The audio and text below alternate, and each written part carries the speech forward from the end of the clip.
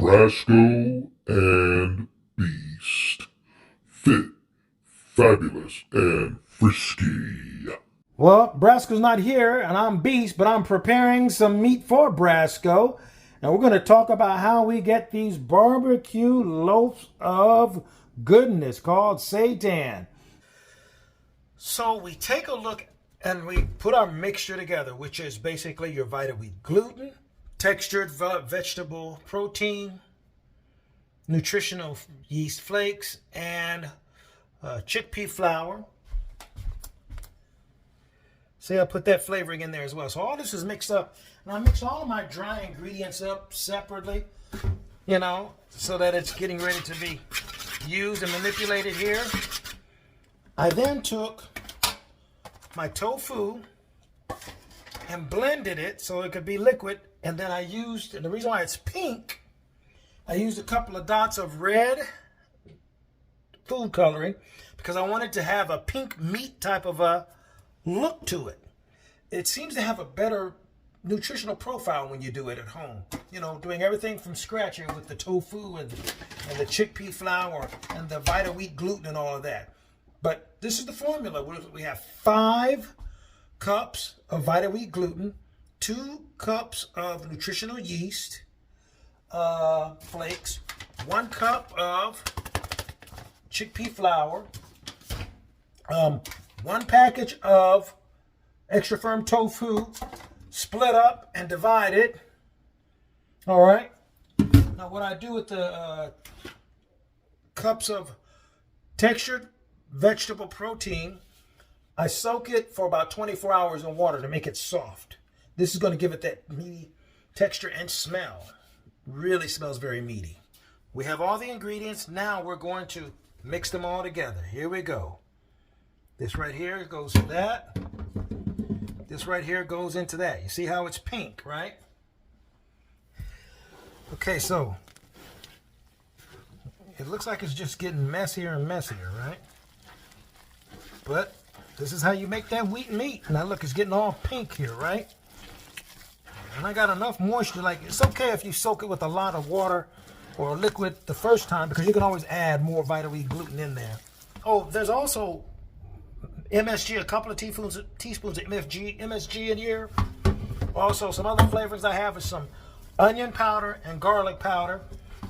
And of course, the steak seasoning. And you could use, broth instead of water. I'm just using water because I didn't buy any broth. And I don't want to get too salty, I have to watch my salt intake. And we'll see what we're dealing with here in grams, okay? 3,195, so almost 3,200 grams. So almost 3,200 grams, so we're going to divide that into 20 so that I can equally account for the amount of protein and all the ingredients in this pack for this. Now here's where you start being tricky and innovative. Get your food processor, right? Take it apart. Be careful, because these little blades can cut your fingers and you'll be headed to the hospital bleeding to death. I just washed it the wrong way one time and sliced half of my finger off. I'm being dramatic, but I did slice into my finger pretty deep. You want to use this plastic one. It's like a kneading one, not this sharp blade. But you want to knead your dough. Cut it in half. Then I'm going to cut the half in half.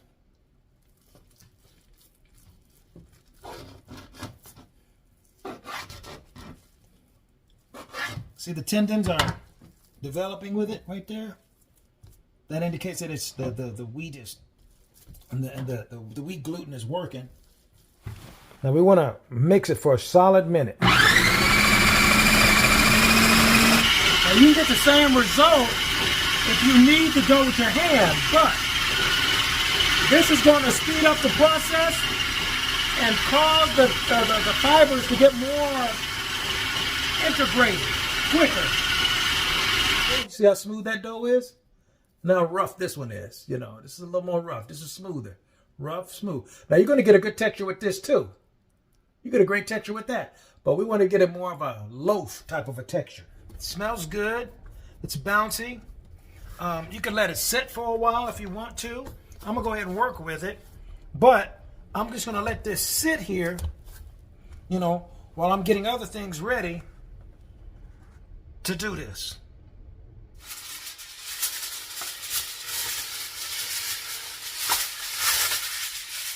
A long piece of aluminum foil. All right. Take half of your meat. Half your meat. Put it in here like this. Want to make it a little longer so it's manageable. Now what we're going to do is we're going to roll it up so that when it cooks, it will take on a loaf look. I'm going to take it, pinch it off on the side, twist it, pinch it off on the side so it doesn't jump out of the sides either, okay? Put the loaves on the tray. Now we're ready to put it in the oven. Once again, we rolled everything tight. We pinched off the ends. I'm going to pinch off the ends, roll it tight, so that as it cooks, it's going to stay tight and give me that spongy, meaty texture. All right? I've actually heated the oven to 390. And I want to cook this for about an hour and a half. An hour and a half is what I want to do. I'm going to cook this for about an hour and a half, and then we'll do the second cook that will really make it taste meaty. But even with just this cook alone, you can just stop right here after this hour and a half, let it cool off, and eat it just like that. It's fine. But I'm gonna do a second cook because that makes it a little juicier for me. I just happen to like that little extra.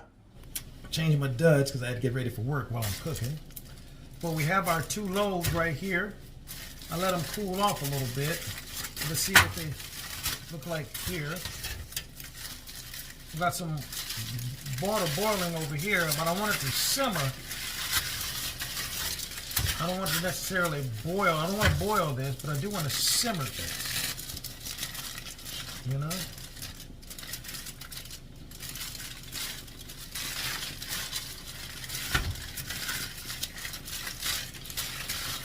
Okay. That's what this one looks like. On the edges, they look like they're going to work here. See? Both of them have thickness to them. They're bouncy. They're ready for the second cook, which is in the water here. So we're going to put it on simmer here.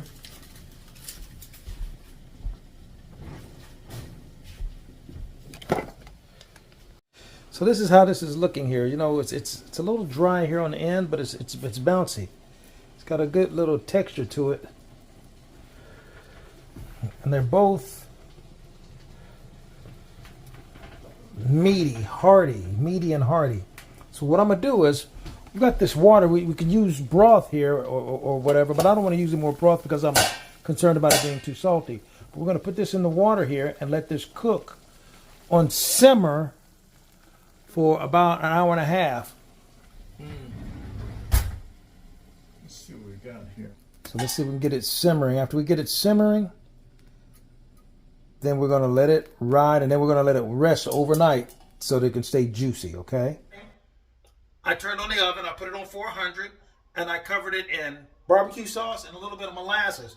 Why? Because I want to put that on the outside of it as it gets ready to dry out, and I put it in the oven so I can create a little bit of a skin so that it slices, so I can see a delineation between the skin versus, you know, the inside of it. And you keep a close eye on it when you have it in here for the 400. You can't walk away from it because it can burn very easily. And this is the final product. So I'm going to let it cool, then I'll slice them up. But this will give me, I'm going to try to divide this into 16 parts. Cut this in half and then cut the half in half. And as it cools and you store it in the refrigerator, the density is going to thicken there even more so and give them even more of a meaty taste. So now this is how things work out with this particular formula that I use for this set of seitan. One last note.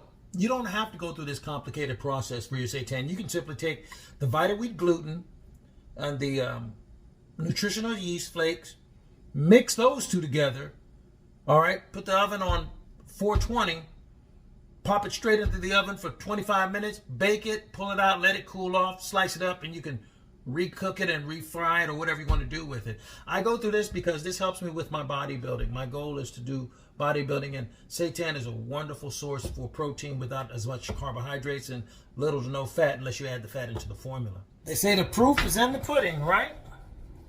Let's see what we got here. Look at that. Beautiful. Beautiful.